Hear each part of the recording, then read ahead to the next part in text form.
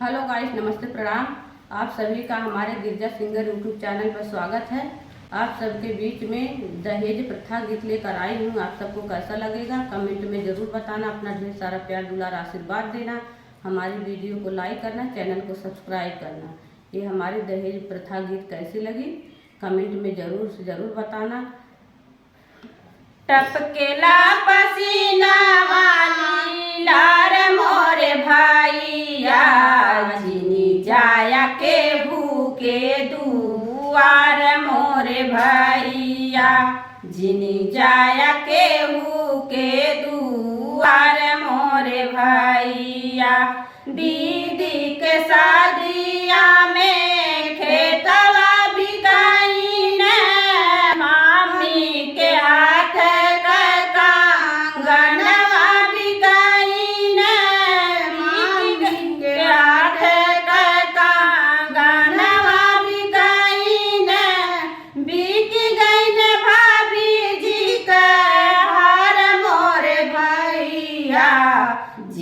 जाया केहू के दुआर मोरे भैया, जिनी जाया केहू के दुआर मोरे भैया।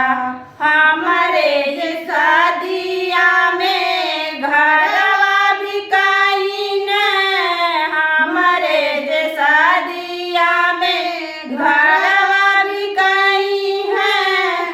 तोहरे बला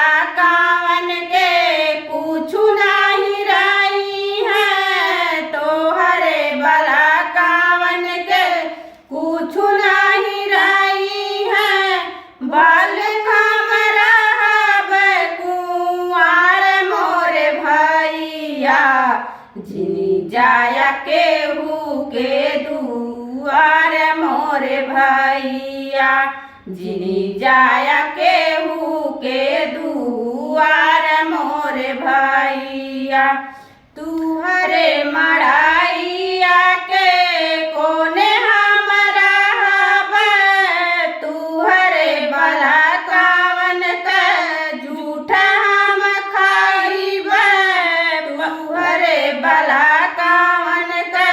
झूठा हम खाइब, पहिराब फटा पुरान मोरे भैया, जिनी जाया केहू के दुआर मोरे भैया, जिनी जाया केहू के दुआर मोरे भैया। टपकेला पसीना वाली लार मोरे भैया, जिनी जाया केहू के दुआर मोरे भैया, जिनी जाया केहू के दुआर